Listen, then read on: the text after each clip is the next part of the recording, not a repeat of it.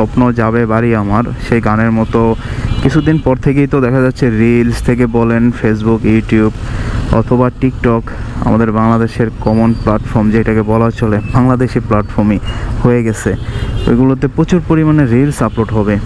ওইটা দেখেও অনেকে এবার যেহেতু 7-8 দিন বন্ধ আছে, তো ঢাকা শহর একবারে ফাঁকা হয়ে যাবে, এরকম যানজট এবার খুবই কম দেখা যাবে কিছুদিন পর থেকে।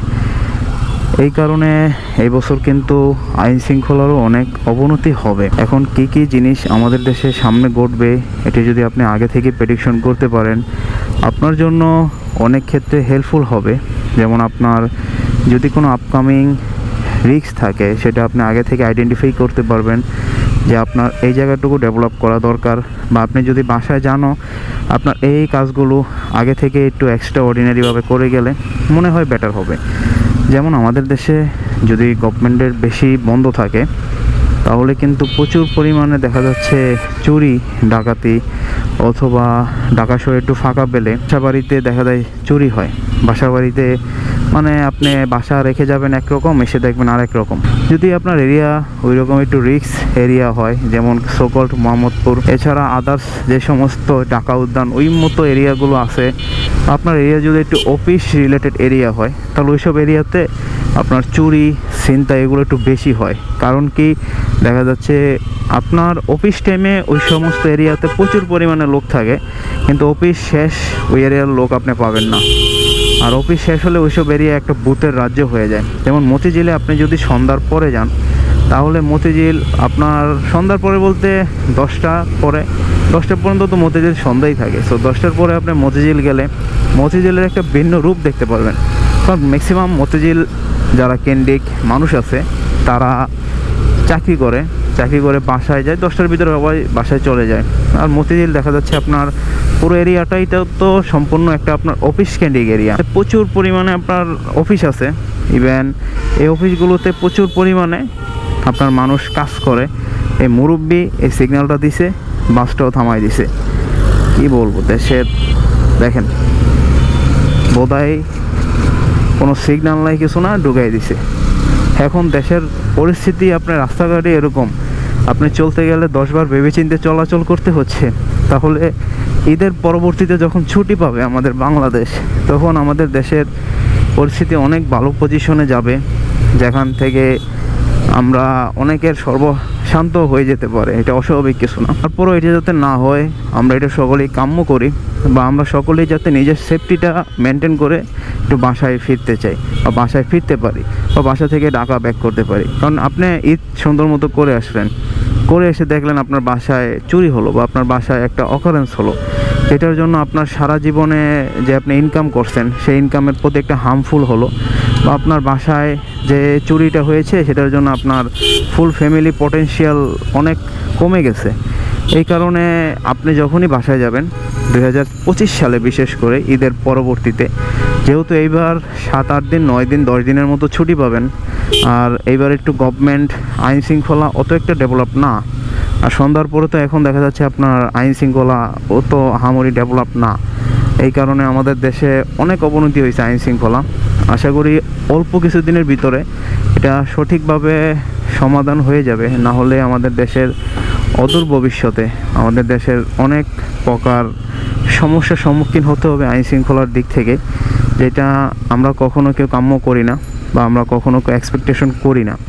যারা আসলে এই সময়টাতে, ঈদের সময়টাতে বাড়িতে যায়, তাদের আনন্দটা ঈদের সময় অনেক বেড়ে যায়, যেটা অ্যাকচুয়ালি আমি নিজে কখনো মানে উপলব্ধি করার সুযোগ হয় নাই। এখন কেন বলা চলে, কারণ আমার ছোট থেকেই বড় হয়েছি ঢাকাতে, আমার আত্মীয় স্বজন, আমার সব পুরো ফ্যামিলি, আমার ব্যাকগ্রাউন্ডই ঢাকায় বসবাস। এই কারণে আমার ওরকম ঢাকার বাইরে যাওয়া হয় নাই। আর আমার বাসা যেহেতু পূর্বাচলের আশেপাশে, বলা চলে ঢাকাতেই, তো এই কারণে ঢাকার ভিতরেই তো আমরা বেড়ে ওঠা, আর ঢাকার পরিবেশটাই আমি সম্পূর্ণ দেখছি। আর ঈদের সময় তো দেখা যাচ্ছে আমার ছোটোবেলা থেকে আমার ফ্রেন্ড সার্কেল অনেকে দেখতাম বাড়িতে চলে যেত, কিন্তু আমার আর কি ওই রকমভাবে বাড়িতে যাওয়া হতো না, বা আমি বাড়িতে কোথায় যাব, আর আমার ওই রকমভাবে কোথাও আর কি ঢাকার বাইরে যাওয়া হতো না। কারণ আমার তো বাসা সব এই জায়গায়, আমার আত্মীয় স্বজন দেখা যাচ্ছে রিলেটিভ বলেন, অথবা আমার যদি কারো বাসায় বেড়াতে যাই সবই ঢাকাতে, মানে অনাবারে ঢাকার ভিতর দিয়ে ঘোরাঘুরি আমার করতে হয়। আর যারা বাড়িতে যান অবশ্যই কমেন্ট করে জানাবেন আপনাদের ঈদটা কেমন কাটে। বাড়িতে যান, আমি অবশ্যই বিশ্বাস করি তাদের ঈদটা অনেক নতুনত্ব বয়ে আনে বা অনেক নতুন কিছু আপনারা উপলব্ধি করতে পারেন। বা অনেক দিন পরে দেখা যাচ্ছে আপনি অনেক কষ্টের পরে ঢাকা শহর যারাই থাকে অনেক তো কষ্ট করে ঘর ভাড়া দিয়ে চাকরি করে নিজের ফ্যামিলি চালায়, নিজে চলে, ব্লা ব্লা ব্লা অনেক কিছুই হয়। সো এইগুলো করার পর যখন একটু রিল্যাক্স বা একটু রিফ্রেশনের জন্য আমরা বাসায় যাই, এই জায়গায় মনে হয় কোনো অবরোধ করতেছে শ্রমিকরা বেতনের জন্য। এই ঈদের আগে শ্রমিকদের বেতনটা আসলে দেওয়া দরকার, কারণ মানুষ সারা বছর কষ্ট করে একটু বেতনের জন্য, বা বেতন পেলে তাদের মুখে একটা খুশির ছোঁয়া বা খুশির একটা যে অনুভূতি সেটা ভাষায় প্রকাশ করার মতো না। যারা চাকরি করে তারা বলতে পারবেন, আমরা তো ভাই চাকরি বাকরি করি না, বাদামের মতো ঘুরি ফিরি খাই, আমাদের কাছে অনুভূতিটা নাও লাগতে পারে। আপনারা যারা চাকরি করেন, চাকরির সাথে জড়িত, তো তারা অনেক বেটার বলতে পারবেন আর কি। চাকরিজীবীদের জন্য বেতনটা অনেক মুখ্য আর কি। বা আপনি কোনো কাজ করে সেই কাজের যদি অ্যাকচুয়াল জিনিসটা পান তাহলে অনেক মুখ্য। আমার মনে আছে আমি 2015-16 সালের দিকে আমার এক ফ্রেন্ডের সাথে আমাদের এরিয়াতে ওই আর কি ভাড়া থাকতো। তারপর আমি চিন্তা করছিলাম ওর সাথে যাই একবার ঈদ করব, কারণ আমার ছোটোবেলা থেকে আর কি ঢাকা কেন্দ্রিক ঈদ করি, তো মানে ঈদের অ্যাকচুয়াল মজাটা আগে থেকে ঢাকায় যারা ঈদ করে আমার সাথে অনেক একমত হবেন। যারা ঢাকা শহরে ঈদ করেন বা ঢাকা শহর ছোটো থেকে বেড়ে উঠছেন তাদের কিন্তু ওই রকম ঈদের সময় যে একটা মজা বা ঈদের সময় যে একটা আনন্দ, ওই রকম আনন্দ আর কি পান না বা পাওয়া যায় না। ঢাকাতে আপনার কি আছে, আর কিছুই নেই। এই অটোগুলো দেখেন রাস্তার ভিতর দিয়ে কীভাবে চলাচল করে। এখন সরকার যদি এগুলো একটা নীতিমালা না করে, অনেক বেপরোয়া হয়ে গেছে। তারাও তো রাস্তার দিয়ে চলতেছে, রাস্তা ক্ষয় করতেছে, রাস্তা ইউজ করতেছে, তারা কেন রাস্তার ট্যাক্স দিবে না? বা তাদের কাছ থেকে তো ট্যাক্স নেওয়া দরকার।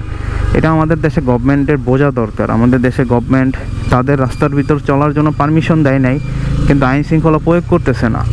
আর আমাদের দেশে বর্তমানে এমন একটা সিচুয়েশন হয়েছে যে আইন শৃঙ্খলা একবারে ভঙ্গুর অবস্থায় আছে। এই কারণে ঈদের সময় দেখবেন অনেক চুরি ডাকাতি, বিশেষ করে চুরি বেড়ে যাবে। কারণ দেখবেন অনেকের বাসায় আসলে দারোয়ান থাকে না বা সিকিউরিটি গার্ড থাকে না। তাদের বাসায় একটু সেফলি রেখে যাওয়ার চেষ্টা করবেন। তালা, ইভেন যত প্রকার সেফটি মেনটেন করার আপনি পারেন সবগুলি মেনটেন করবেন। ইনকেয়ারফুলের কারণে আপনার বড় ধরনের ক্ষতির সম্মুখীন আপনি হতে পারেন। এই কারণে সবসময় আমার মনে হয় আপনার সেফটি মেনটেন করা দরকার যখন আমরা বাড়িতে যাই বা যখন আপনারা বাড়িতে যান। তো আমি আমার একটা গল্প আপনাদেরকে শেয়ার করি। 2016 সালে বা 17 সালের দিকে আমার এক ফ্রেন্ড আমার এলাকায় ভাড়া থাকতো। ওর বাসা হলো আপনার নড়াইলে। আমি তখন ওর সাথে অনেক জোর করেছিলাম বাসায় যে আমার ঢাকা শহর ঈদ করতে ভালো লাগে না, ঢাকা শহর আমি ঈদ করবো না, বলা বলা বলা অনেক কথাই বলছিলাম।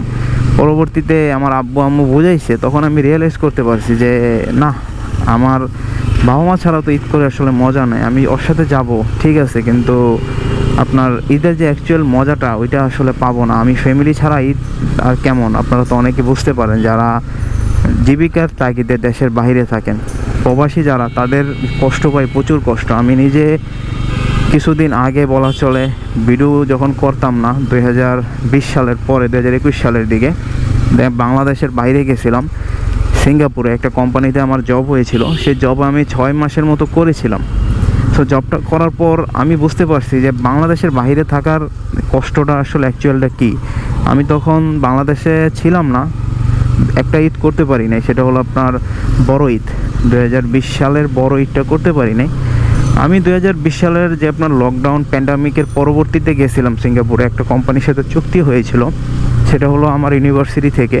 তারপর ওই কোম্পানিতে আমি একটা প্রজেক্টের কাজে গেছিলাম। ওই প্রজেক্টটা শেষ হয়েছে, আমি আর নতুনভাবে মানে ভিসাও রিনিউ করারও কথা ভাবি নাই, কারণ আমার নিজের কাছে আনইজি লাগতেছে। এই কারণে আমি ভিসা রিনিউ করি নাই।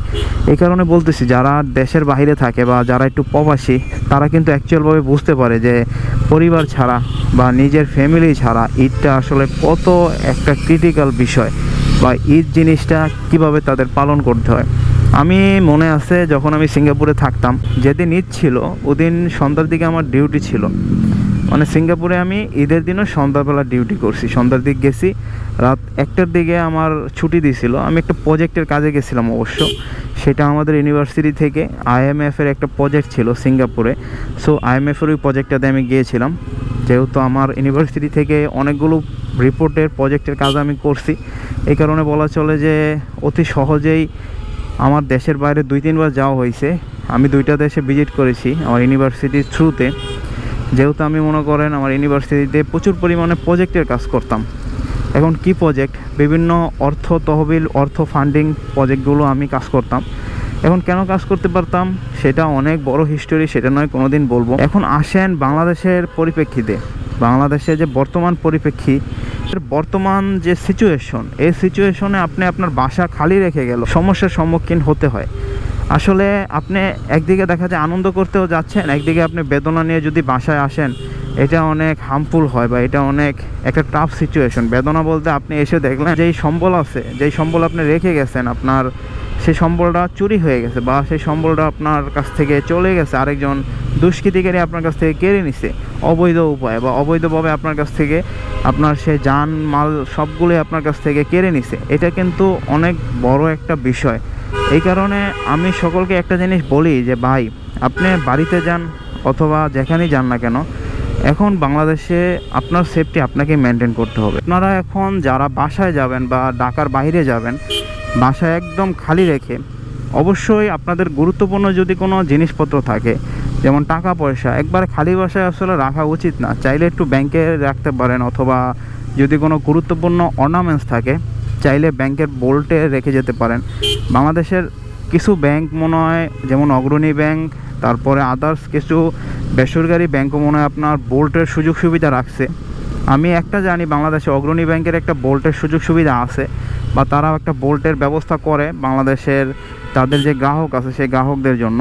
সে বোল্ট আপনারা চাইলে বোল্ট ইউজ করতে পারেন। ট্রাকটা প্রচুর পরিমাণ স্পিডে চালাচ্ছে, হয়তো নেশা খেয়ে চালাচ্ছে। এখন রোজা রমজানের দিন, না হলে তাকে দৌড়ে জিজ্ঞেস করতাম যে ভাই তোমার সমস্যাটা কি, তুমি এরকম রাস্তা দিয়ে রাপ চালাচ্ছ কেন, প্রচুর চালাচ্ছে জোরে জোরে। আমি এই কারণে কিছুক্ষণ আগে ভিডিওটা স্টপ করছি, স্টপ করে আমি ওকে পাস করি আগে। এখন পাস করে সামনে এসে দেখি ওই আমার আগে যাইতেছে কেন, মানে ওই বাইকে থেকেও বেশি জোরে চালাচ্ছে, তার মানে বিমান কাইন্ড অফ। যাই হোক, সো আপনারা চাইলে ব্যাংকের বোল্টে আপনাদের অর্নামেন্টসগুলো রেখে যেতে পারেন আপনাদের সেফটির কারণে। কারণ দিন শেষে সর্বোচ্চ নিরাপত্তা আপনাকে নিশ্চিত করতে হবে। কারণ এখন আপনি কোনো জায়গায় কমপ্লেন করো, কোনো নিরাপত্তার থ্রু আপনি পাবেন না, বা কোনো জায়গায় যদি আপনি হচ্ছে বিচারের জন্য যান, সেই বিচারও আপনি পাবেন না। কারণ বাংলাদেশে এখন একটা মেসাকার অবস্থা চলতেছে। আর মেসাকার অবস্থায় কী হতে পারে না হতে পারে, বর্তমানে আপনারা দেখতেছেন রাস্তাঘাটে ওপেন মানুষকে মারতেছে, সর্বস্ব নিয়ে যাচ্ছে, ওপেন মানুষের কাছ থেকে আপনার যত প্রকার অকারেন্স আছে সেটা ওপেনই করতেছে। কাউকে মানে ভয় পাচ্ছে বা ভয় পাওয়ার জন্য যে করতেছে না বা কম করতেছে ওরকম না, এখন যা করতেছে সব ওপেন করতেছে, মানে কাউকে পরোয়া করে না, এমন একটা সিচুয়েশন। যারা ঢাকার বাইরে যাবেন অবশ্যই চেষ্টা করবেন যে আপনার নিজের যতটুকু সাধ্য আছে, যেমন তালা থেকে ধরে আপনার জিনিসপত্রগুলো সঠিক স্থানে রেখে এবং আপনার জিনিসপত্রগুলো যাতে সঠিক সময় নিরাপদে থাকে, ওই সিচুয়েশনটা যাতে আপনি রক্ষা করতে পারেন, একটু চেষ্টা করবেন। তাহলে আমার মনে হয় আপনি অনেক বিপদ থেকে, বর্তমানে যে বিপদগুলো আছে সেগুলো থেকে আশা করি রক্ষা পেতে পারেন, যদি আপনার লাক ফেভারেবল থাকে বা যদি আপনার লাক অনেক হেল্পফুল থাকে। ঢাকার ভিতরে মিরপুরের মতো এরকম টমটম 3-4 যানবাহন মনে হয় ভাই ঢাকা শহর কোথাও চলে না। আমি মিরপুর আসলে প্রচুর পরিমাণে ভাই ভয় পাই যে এগুলো কখন কোন দিক থেকে আইসে পড়ে দৌড় দিয়া, কখন কোন দিক থেকে লাগায় দেয়। আর বাসের কালারগুলো মাঝখানে সুন্দর করছিল, এখন আবার নষ্ট হয়ে যাইতেছে। বাংলাদেশের মানে কি বলবো, কিছু বলার নাই। আর বাংলাদেশ অনেক উন্নতশীল রাষ্ট্র তো, আর আমরা আসলে বাংলাদেশের সাথে তাল মিলে উন্নত হতে পারতেছি না, আমাদের সমস্যা হলো এটা। So thank you for watching. সম্পূর্ণ ভিডিওটা দেখার জন্য অনেক অনেক ধন্যবাদ। আমার এই ভিডিওটা কোনো জ্ঞান না, কোনো কিছুই না, জাস্ট আমি আপনাদের দিয়েছি আমার মনের একটা ভাব যে অনেকে বাড়ি গেলে অনেক আনন্দভাবে ঈদ করতে পারে, কিন্তু আপনি আনন্দভাবে ঈদ করে এসে আপনার সর্বস্ব যদি শেষ হয়ে যায় তাহলে সেটা আসলে কারো কাম্য না।